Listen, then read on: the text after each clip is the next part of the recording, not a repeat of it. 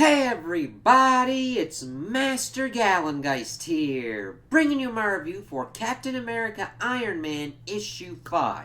And I thought this was a pretty good conclusion to the overall story that we were getting for Veronica Eden, the Paladins, 51, and everything going on with the Overseer. And granted, even though I like Cap and Iron Man, I do like this more because it's more directed on Cap pretty much getting through to Veronica and pretty much just laying her shit out with everything. It's just like, yes, thank you. He actively pretty much dialogues with her and also dialogues with the Paladins about their whole kind of scheme and how fucking stupid it was. The only kind of downside is that Tony really doesn't do much in this issue other than help facilitate certain kind of plot things of like rescuing 51 and kind of moving him to kind of plot places. So, if anything, that would be kind of my little but my criticism for it. But we did get a lot of good Cap stuff out of this and how they were kind of dealing with everything going on. So, we pretty much open up and Veronica is just being her asshole fucking self. Pretty much just like ripping Cap up, like just be like, oh, his burden of perfection, has he ever looked into a mirror and thought this is ridiculous? And he was like scrubbed in reality and he's returning barely missing a beat. He's like, I don't know, it's not the man I object to, the man is good and an honorable one, it's what the man can do, and it's how those abilities would manifest in someone that isn't quite so virtuous. I'm like, yeah, but that isn't like his fault. It's like, oh, okay. But of course, it's bringing up the parallels of how the Paladins are being fucking dickholes of just stupidity of chasing fame and everything with being the hero. So we see that Tony pretty much figures out what's kind of going on.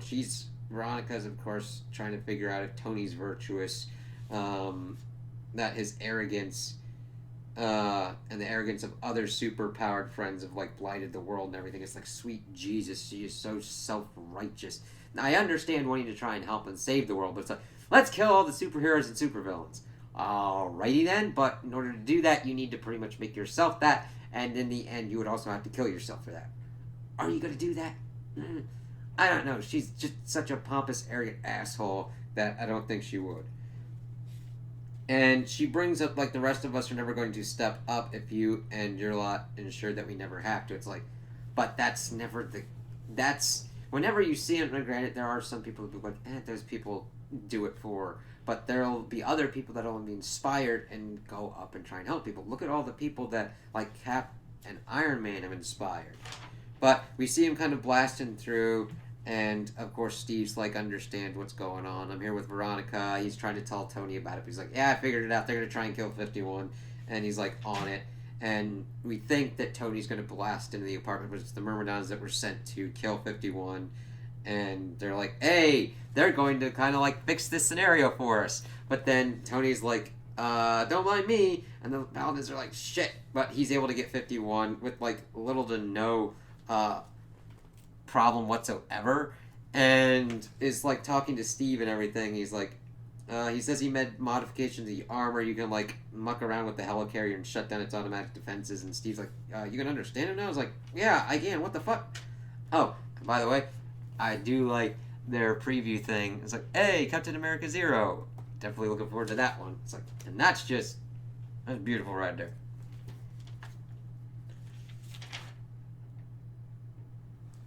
So then we get into a weird kind of little spot in this issue where Steve and Tony are coming up with a plan, and Veronica's like, I don't have an earpiece, so tell me what the fuck's going on. It's like, alright.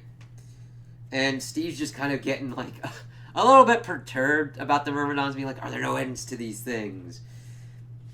And she's like, yeah, they're freaking tracking me. It's like, she's like, maybe we should split up, and he's like, and you missed the golden opportunity to show you the error of your ways. And she's like, you're not going to save me, and just because you see yourself as a good guy doesn't mean I'm the villain, and in the grand scheme of things, you're the bad guy. And Steve, I do like, this is where he starts like talking to her about everything. He's like, I can see how you could come to that conclusion. And I love how he hits her with it. And she's like, "Oh yeah, and what's your repose?" And he's like, "The blunt truth, we're here. This shit didn't start with Erskine and the super soldier serum. It didn't start with Richards and his spaceship or mutants or the gamma bomb. It was the inevitability because of just how fucking crazy this universe is." Now, granted, I'm putting my own words in here, where he's like, "This is a wondrous universe filled with astonishing creatures, no more so than in humanity," and that like superheroes, like as we're called, we're always on the horizon. On the horizon from the beginning. It's like, yeah, there's going to be those people that are going to reach and accomplish crazy ass things, both good and bad. Just taking out all of that at this point isn't going to work out, which actually is an interesting kind of parallel to a Thanos plan of like, the universe can only hold so much. Let's take out half the population. Yeah, and what happens when we get back to there again? Are you going to keep doing that?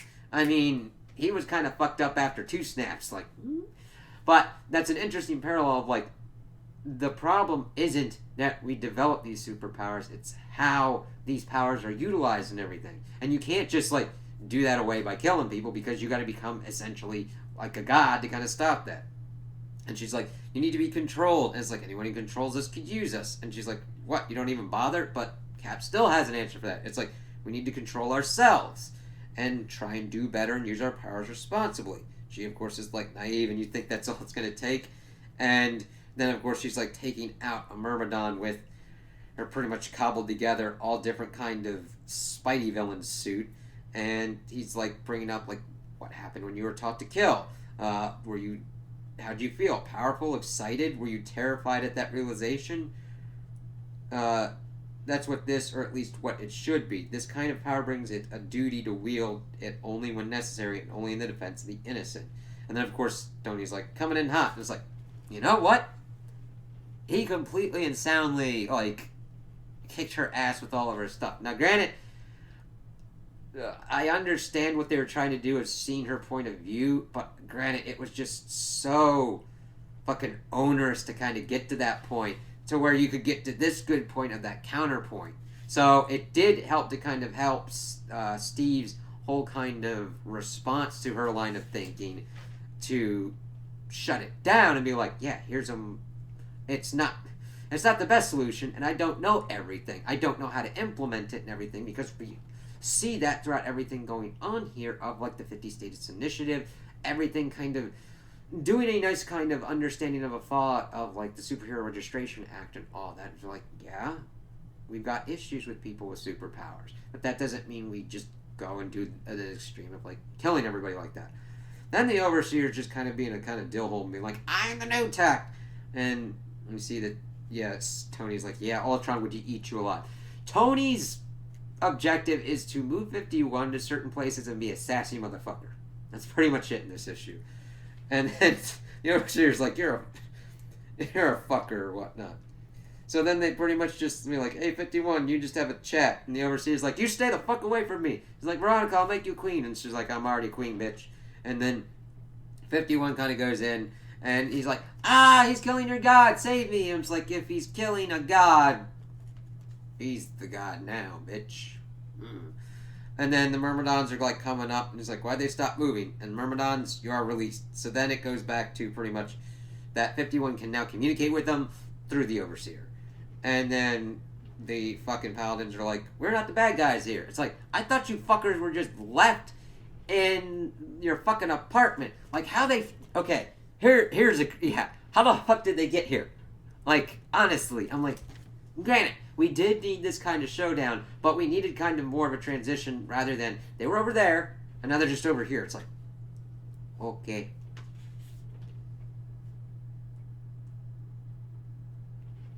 And they're like, you're gonna treat us like the bad guys, you're gonna throw us in jail. I'm like, yeah, you were staging fucking shit where people would get like hurt. You tried to like murder one of your teammates. Yeah, you're the bad guys. Like, I can understand some moral gray areas of certain kind of things, but it's like, no. It's like, I did not stick my hand in the cookie jar. Why are you waving around a cookie jar? What? And then we get Veronica pretty much talking about how they're beaten, but they give it their best shot as they start fighting Tony and Steve. and that it's admirable but stupid, and that uh, going through their kind of whole plan, and that they were nice kids when things were going their way. And it's like, yeah, but you really only know someone when things don't go their way. Like, are you still going to be that nice person, or what are you going to do? And Veronica brings up that things change, plans get rewritten. You learn to roll with the punches, or you get flattened, and they're getting fucking flattened. As she like runs through what's going on, that Vox had the making of a great leader. Let's see, Prima Donna could have been one of the greats if she'd just get over her insecurities, and that think tank had potential. Then I love how they get to Pioneer, and they're like, we don't even fucking know what the hell her fucking superpower was. She talked like ghost or something. I'm just like, it's funny where you hit that. There's enough seriousness in this, but also the kind of humor that was able to go around. And then we get another bang out Steve moment as Vox is like, this isn't fair. We weren't given a chance to prove ourselves. And Steve's like, you get a chance to prove yourself every day. And not everyone's cut out for this. Not everyone with power has a necessary sense of responsibility. And then brings up there's a young man that he could have introduced him to, and he'd understand. In between the jokes and the swinging around, you'd understand. But you don't get to spend the day with that young man. You were tested and found wanting. And I just love that Cap brought up Spider-Man as a hero to help inspire people, and that he even looks up to him for what he does, for that example of power and responsibility. It was just a nice moment. I'm like, yeah, Cap. Now I'm like, okay, I love Tony and Steve getting together to do some kind of stuff. I'd be like, all right, can we get like Steve and Spider-Man little thing? I'd be like, I love kind of weird team up things that could go pretty right. And I'm like, yeah, that would have been kind of cool. I'm like, yeah. I just love that. I'm like, damn it, Steve, that's how you work. And then they're like, hey, 51, are you kind of okay in there? He's like, I'm kind of experiencing odd sensation. Like, I'm a fucking ship right now. And like, whatever ambivalence will mutate into something sterner remains, I think, to be seen. Like, and then he's got like an overwhelming ambivalence towards the human race. It's like, I understand that because like, one, you were from another planet and everything, and now you're into another form. And then Steve's like, I think you should kind of come with us. I'm sorry, Captain, I need to process my new state. Please vacate my being. It's like, yeah, you're inside him now. Steve's like, not Steve, Tony's like, I don't think we can do that. I understand your dilemma, however, it was not a request. As he then fucking like, shits him out. It's like, yeah, that's an issue. And then Veronica's like, all I wanted to do was make the world a better place, and that she was gonna do this, fucking omelets and eggs and shit. And she's like, yeah, my intentions were honorable if my methods were downright nasty. I'm like, you're doing the same thing that you would be like blaming other people for. And then we see that Tony saves Vox and Prima Donna, and then she's like, I don't know what I'm doing right now. Maybe I'm getting softer. Maybe it's just because.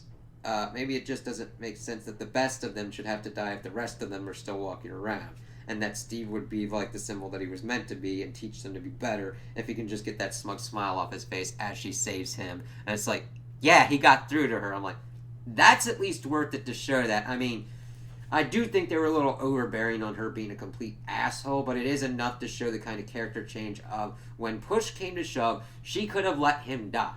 And that kind of moment, she could have let Steve fall to his death, but she didn't.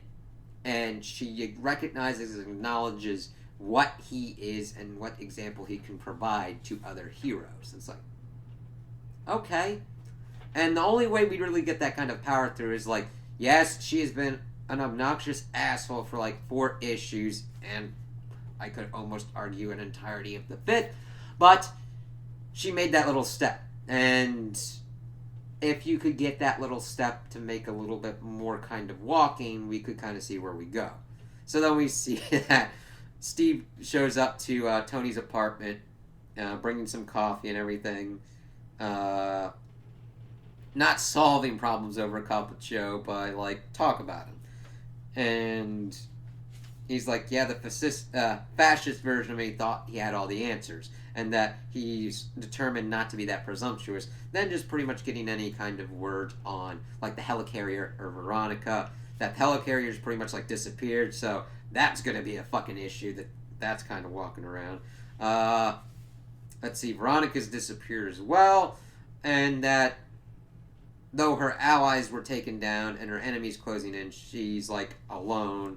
And he was wondering if like he had any other idea that Veronica was like a Hydra agent, and he never asked. He's like, she's a remarkable person, and she's either wielding power they're so desperate to seize or being crushed by it, as we see her kind of like walking around and then being pounded by none other than Zemo, as she says shit, and I'm like, yes, that is a shit moment, as that is where the issue ends. So I do like that this kind of helped give a kind of counterpoint to Veronica's like, I'm gonna kill all the heroes and the villains because superpowers are fucking whack, because all they're doing is making problems for the world. I'm like, yeah, but you're doing the same shit, you're just being a fucking asshole about it. And Steve just laying out his case of like, yes, I understand that these things are here. They're inevitable. We have to figure out how to deal with them.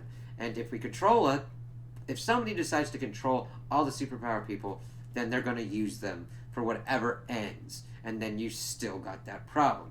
But if you have the people that have the power and are able to use it responsibly and understand that for themselves, that's the way that he thinks is the better kind of system. And I'm like, yeah, that definitely helps to work out and make sure that you hold each other accountable and those kinds of things. Because that's pretty much what happens here. Steve and Tony hold the Paladins accountable for the stupid shit that they were doing because it wrangled out of control, and helped to showcase that Veronica's shit was stupid as well, and to kind of hopefully move her a little bit further along, even though Zemo came out and like, hey, fuck you, man.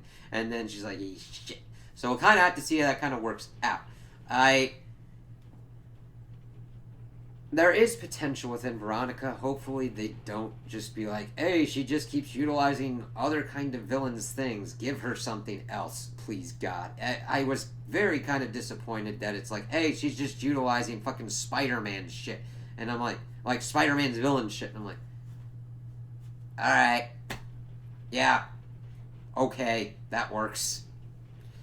But we'll kind of have to see how that goes on. But I did like seeing how Steve and Tony work together to try and figure everything out. And we got some good stuff between each kind of character in this. And I can't wait to see the Captain America Zero issue and what kind of goes on with Steve and Sam's as they do their kind of their separate kind of issues. Now, comic books. Yeah.